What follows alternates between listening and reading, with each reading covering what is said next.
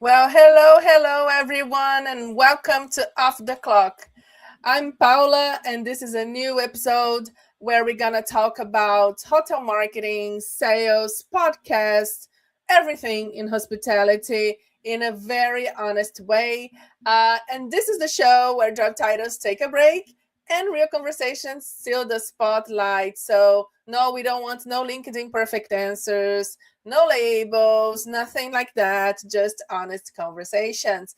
Quick thing before we get started. I know it's a little bit annoying, but I have to do this. If you enjoy real conversation like this one, please make sure to subscribe to my channel. Give this video a like, share it with someone you think you should be watching with you. This will really help me to reach more people. Unfortunately, this is how the game works, and we have to, do the best. So, and if you were joining us live, please say hello in the chat. We'll be watching your comments. We love interaction, so don't be shy. And I can see here Craig is alright. Craig, you're my number one supporter. Thank you so much, Craig. Good morning from Newport Beach. Good morning, Craig. Thank you for being here. And yeah, so let's get this started, right? So my next guest, she's already in the backstage, and she is a sharp voice in the hospitality industry, blending curiosity, creativity, and just the right amount of chaos. From bold takes on sales, marketing, on hosting one of the industry most engaging podcasts. She's all about ideas that actually move things forward, even if they ruffle a few feathers. I hope I did right how I introduce you. So please welcome to Off the Clock, Susan. Oh, Paula, thank you so much for having me. I feel like you sort of made me sound like an anarchist. So hopefully I'm a little bit more well behaved than that sounds. And hello to Craig Sullivan, who has been a guest on Top Floor and is an illustrious podcast host himself. Yeah, he is. Please, if you don't follow yet, Craig and Click, please do. And the same goes to Susan and Top Floor. But before we go to Top Floor podcast, because we will talk about it for sure. Oh, thank you, Craig. I'm seeing love music. Oh, thank you, Craig. I'm very curious, Susan. As I said, maybe sorry if I how can I say that, oversell you some way, in a way that being honest, I love you it. know. Yeah, but I do think I follow your content. I think you're very genuine, authentic, which is something that we desperately need in the industry and in marketing especially. But I wonder, Susan, were you always like this in your professional career, or did something happen? You know what? I have my voice. I'm gonna say it. I think the answer to that question is both yes and no. I believe that I metaphorically sat on my hands and bit my tongue for the first 15 or 20 years of my career. But others might say that I was outspoken and ran my mouth a lot. This is the best example of this. I went to this program called Leading Starwood when I worked for Starwood back in 100 years ago. And we were organized into tables of people. I recently ran into my friend Andrew Slyvan, who was sitting at my table at Leading Starwood, like I'm talking 25 years ago. And one of the pieces of feedback that my table gave me at the time was that I needed to let other people talk. And meanwhile, I thought that I was like being so reserved, so quiet, so professional and prim. And that was not the case. So I don't know if that answers your question or not. I will tell you one more thing, which is the older you get, the less you care because you start to understand and start to realize that whether you behave perfectly according to someone else's standards or not, you're still going to get the same result. So you might as well do the thing that feels good to you. Yeah, no, I agree, and I think too when you get older, you also get you're less insecure too. God, this was Yes. like that. You were more. I was more scared to say something, Mm-hmm. and I was in my 20s than now at my 40s. Like, not that I think I'm always right. Don't get me wrong, Well, but you you'll do. get there. Don't worry. But yeah, but you feel more. You feel like you can handle, maybe, I don't know, better others' Yes. opinions.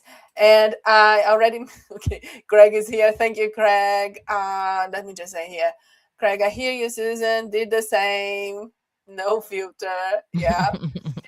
But then so you're talking like, maybe people were telling you, the feedback was that you were talking too much, or and now you have, now, but a few years actually, but you have your podcast, Top Floor. Yes. So Yes. I wanted to at least ask you one or two questions about it. Of course. um about the Top Floor. So if you had to record a Top Floor episode, Susan, where you say what you really think, no filters, no industry diplomacy, like, you pretend like no one will listen to you, let's say, what's one hospitality truth that you get in trouble? Like, is there something on your a recurrent opinion that you have that people look at you and don't really buy it?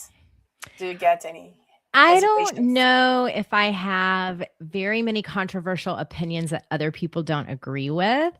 I have controversial opinions that other people don't admit to agreeing with. Mm. And I'll just say a few of them right now. Unions aren't terrible for hotels all the time, sometimes, not all the time. Um, we have too many brands. That's no brilliant insight, but it could not be more true. I think a lot of people won't say it because they're looking for financial contributions from some of the big brands, but those folks are no longer in the hotel business. They're in the credit card business and loyalty business. So we have to look at other brands who are in the hotel business for our guidance. What else can I say? I better stop. I'm gonna probably get canceled if you don't make me hush, but I have plenty of opinions and I'm not terribly shy about revealing them on Hmm. the show. Do you get worried to get like being canceled? Because this is a thing now. I think, like, I'm honestly, being a content creator, I am one, and I don't think I am especially controversial, and I'm very niche. I talk Same. about hospitality, so I don't have, and I'm not that big neither. But it still takes you courage to post something today that it's your opinion. Is it something that you worry about, like the repercussion, or it's something like, I just posted and that's it? I think that one of the reasons I love hospitality is that the stakes aren't really that high.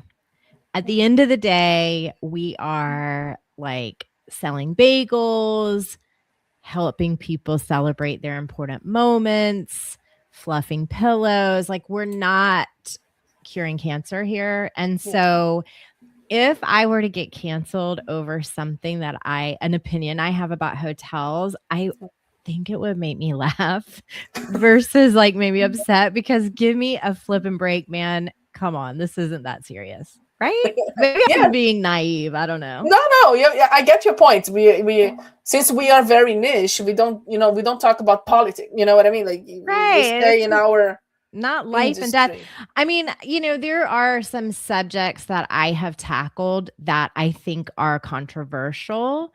And one of them is the situation that happened in Minnesota when a hotel declined to accommodate what ended up being a fake ICE reservation and lost their flag. And, my perspective on that was, when people say hotels should stay out of politics, that has never been true, never will be true, can't be true. A. And then B, the corporate office sitting far, far away in a whole other part of the country doesn't understand the nuance of what's happening there locally and on the ground. And so to make sweeping and financially enormous decision for this hotel without having the nuance of what was happening on the ground, I think was maybe a little bit rash. But that is very controversial. That's probably the most controversial that we can get in this business. And I still like if I got canceled and no one ever listened to me again because I said that, that's hilarious. Craig here is saying, oh no, it's Kat. Sorry, hello, Kat. It's nice to see you. It really does take courage to post full stop. Kat always posts a lot of videos. Kat is from UK, Susan, in case you don't know her, and she's awesome. Like she works with elegant hotels, and Nice to meet you, Kat. My sister's name is Kat. Oh, so you already have a start point to Yes, yes. to start. Now, not so controversial, but out of the box idea is we were talking backstage. I have to mention is your collab with the amazing Calvin Tiloki that I really really like too, and he was here on the show as well. Where you using, correct me if I'm wrong, like you're using hospitality jargon or like jokes or whatever to flirt. I don't know how to say that in English. Yes, so I did this series of Valentines for hoteliers back in February, and that spawned the pickup lines for hoteliers seasonal edition. So we did spring pickup lines for hoteliers, but Calvin's idea was that we deliver them to each other and see if we could not laugh. So it's sort of like the dad joke competitions when people are like say dad jokes to each other and try not to laugh. We were doing that, but it was with pickup lines for hoteliers. And it was so hard. And I was sweating bullets trying not to laugh during that conversation. He had some really good ones, but I had more, and therefore I won. If you don't know what we are talking about, please go to Susan's social media. I think it's there, right? And Calvin's Yes, as well. absolutely. Because it's really worth it. And still talking content creation area. Again, you have your podcast talking about guests now. What it How do you choose guests? Like what makes someone instantly interesting enough for you to say, I want to invite this person? Is there something specific that you're looking for in your guest? Like maybe it's a topic or the person itself? What it does it's Our show is incredibly guest driven. So I don't lay out an editorial calendar and go like, okay, for episode 260, we want to talk about X, and 261, we want to talk about Y. Instead, what I do is we get tons and tons and tons of pitches, and then I ask people to be on the show all the time. And I'm really chasing down subjects that I'm curious about, people that I want to get to know more and that I know my listeners want to learn more about, and evergreen topics. So rather than breaking news or like, we don't have people come on to announce, oh, my new hotel opened or this happened or that happened. Instead, we're looking for subjects that can be listened to over several weeks or several months because we have a really long tail of listeners for Top Floor. I think what happens is that people listen to 3 or 4 episodes at a time and then go away for a couple weeks and then come back and listen to 3 or 4 episodes at a time. So our average listen length is between 45 and 60 days.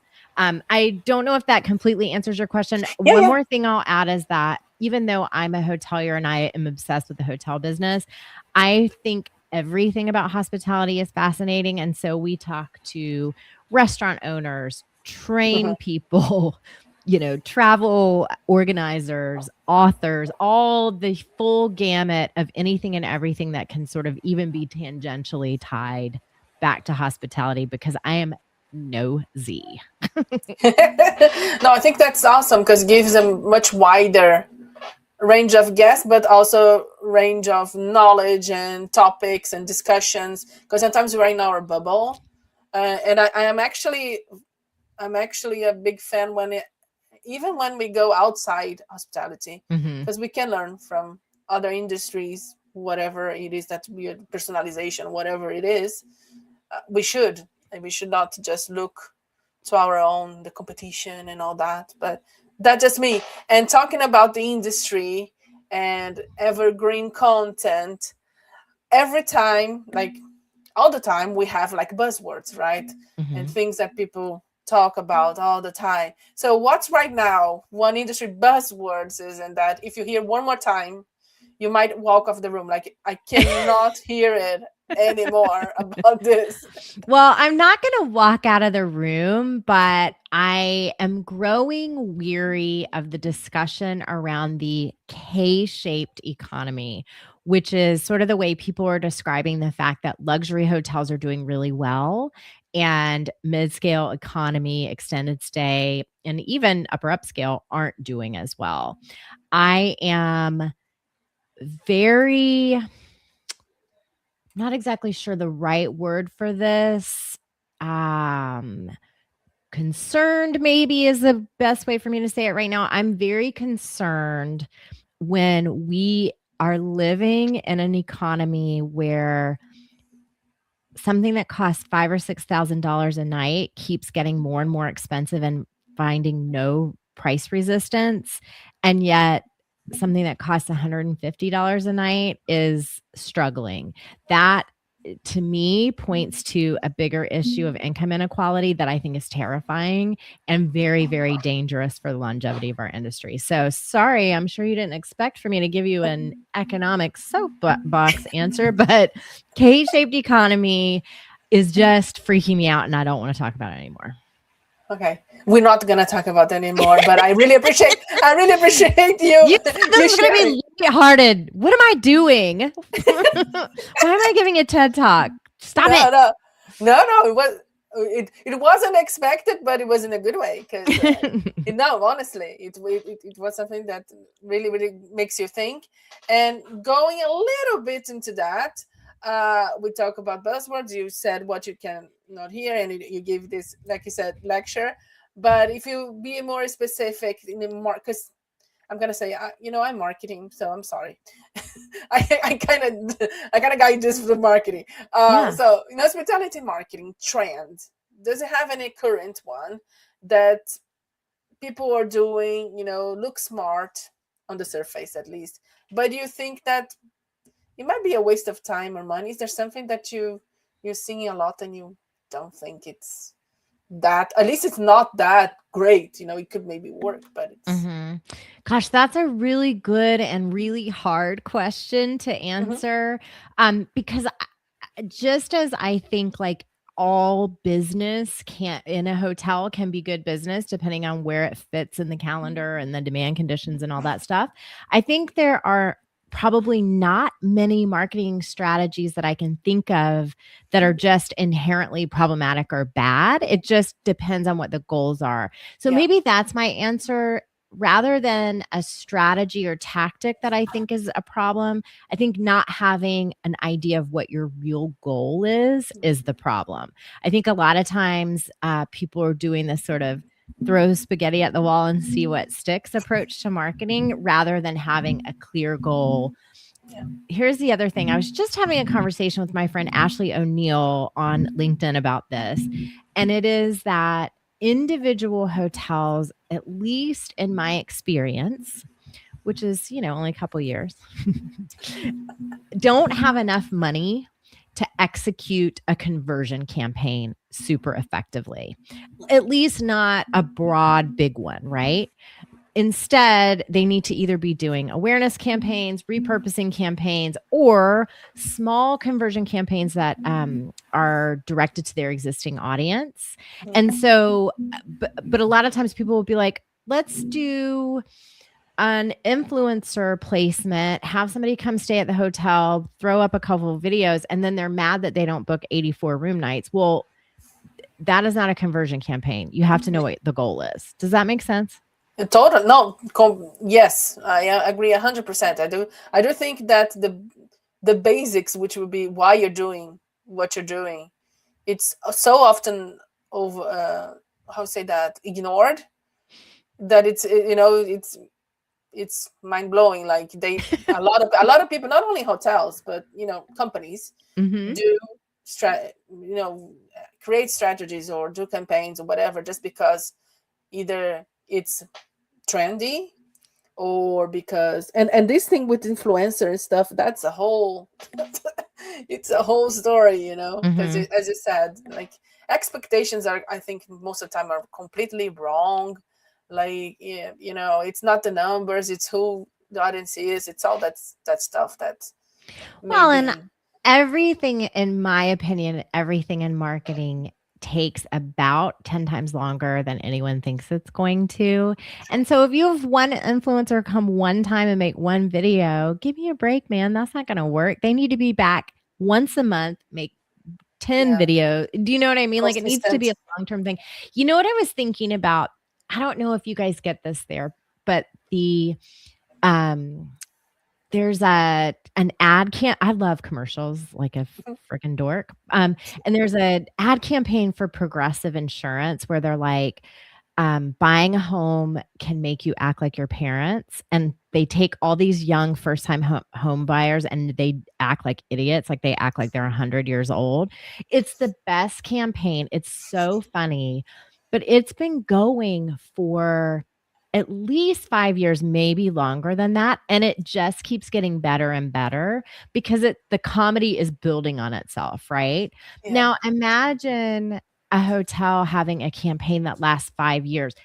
Hotels won't do a campaign that lasts 5 weeks. Yeah, exactly. Like if they want, and they want the results, like you said, tomorrow. You start Yes. something you send the email now, they're gonna ask like your boss or whatever.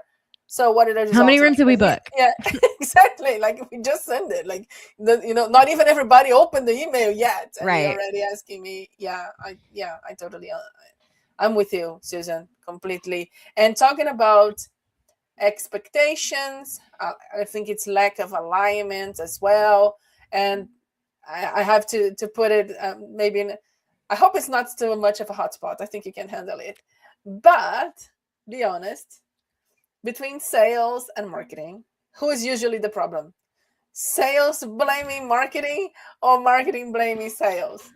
Oh, wow. I don't know. I think it's everybody blaming revenue management. Wow, There's that's a my good cop one. out answer. Everyone blame Calvin and not the sales and marketing people. Huh, I like those, that answer. It is it because it's still like, I again, it's still, how can it still be a problem? It feels like we talk about some things.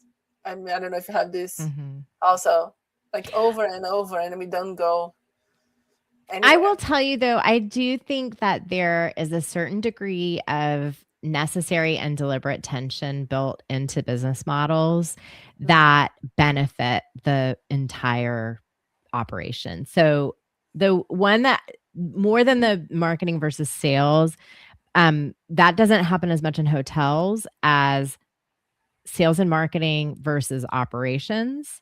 true. And there's such a huge tension between those two sides of the coin.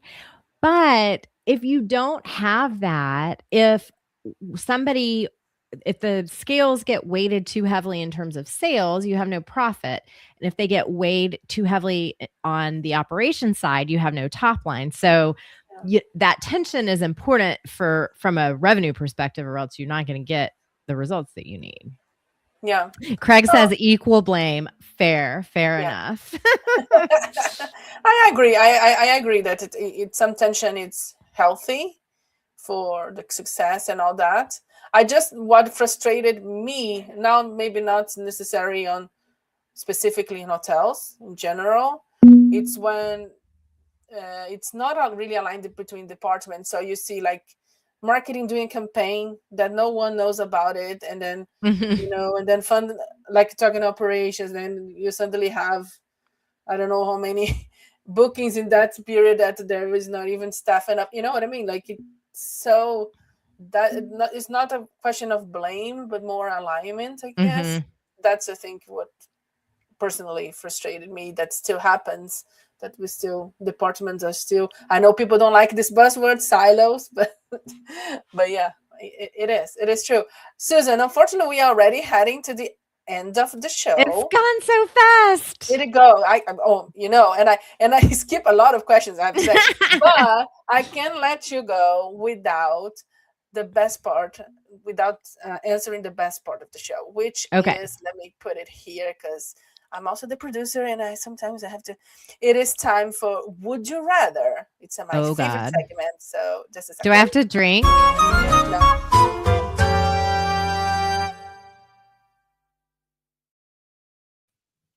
Sorry, I cut you. No, you don't have to drink. All you need to do. This is my favorite part. I don't care. It is. I'm gonna give you two options, two situations. You just have to choose one. The only rule is that you cannot overthink. You cannot take minutes to answer me. Just go. Understood. Yeah, yeah, and you can justify or not your answer. That's up to you. That's if you just want to say the answer, that's fine too. So, are you ready? Let me I'm put. ready. I'm on the edge of my seat.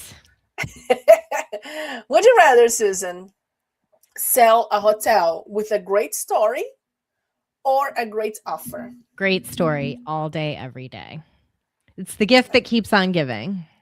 Yeah. Next one. Would you rather be brutally honest and lose some clients or play it safe and keep everyone happy? I don't like either one of these choices. I don't You can believe give a in third one. brutal honesty. I don't think you have to be brutally anything. I do think being honest is important, and I'd rather be honest and lose some clients than dishonest and keep them. But I don't want to be brutally honest. You know, Okay. I'm a southerner, so got to soften the brutality a little bit. Right. Yeah. If I take off the brutally, then I think you would lose. You would choose the first one. You got Then it was just a matter of intensity here, maybe. it. Would you rather, Susan, work on a perfect strategy that takes forever to launch, or a slightly chaotic idea that goes live tomorrow? Are you a planner, or you doing hands on? Let's do it. This is the my Achilles heel. I Oh, would rather work on something that goes live tomorrow, but I have a little bit of a perfectionist tendency. And so I have a tendency to overwork an idea rather than going live. yeah, I feel you. Yeah, Greg is just sorry. Great segment. He was there. He had to answer some question as well. Thanks, Greg. And another question to you is: would you rather have an unlimited budget but with zero creativity freedom, or zero budget with total creative freedom? Sorry. Zero budget with total creative freedom. That is why I started my company 17 years ago. Nice. And last one. You're surviving. Would you rather spend a week rewriting terrible hotel marketing or a week listening to bad sales pitches? What is the worst?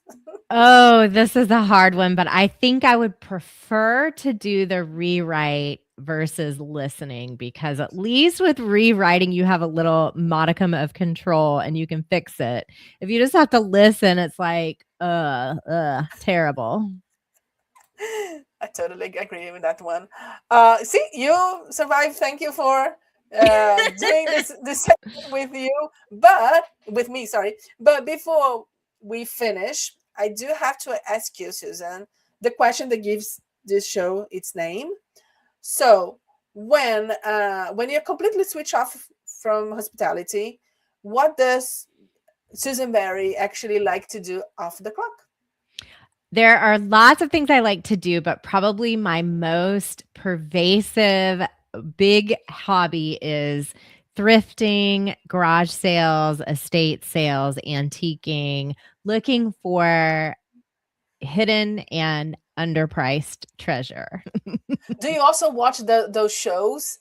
Like, Sometimes I find those shows Like, I don't know, American Pickers was a really good show, but there's a couple new thrifting shows where they have to decorate a room. It just seems so unrealistic to me, and all of a sudden they're like, "I'm a magical carpenter and I know how to rewire a television set," and it doesn't feel realistic. I don't know. I used to like, I don't know, at least here, I think it's top, at least in Brazil. They're not showing anymore, but it's one that I think it was in the UK. They go, like, people would bring old stuff from family, and then Mhm. on the Oh, Sunday, Antiques Roadshow, that's a great show. Yes, like, yes, oh my yes. God, I have 1 million. They're not, oh, this is only 10 cents. Like, Uh-huh. I love that one. Yeah, that's great. well, that's a wrap. Great. Craig is here. Great show. Paula and Susan, thank you. And aloha. Thank you so much, Craig, and everybody else who's watching us. And of course, thank you, Susan, for being here and being my guest today. I really appreciate it. Thanks so much for having me. This was great. Well, thank you all for watching the show and for being in the chat and supporting this little kind of talk show that I created. So I really, really appreciate it. Thanks, everybody. And I see you next time. Bye bye. It takes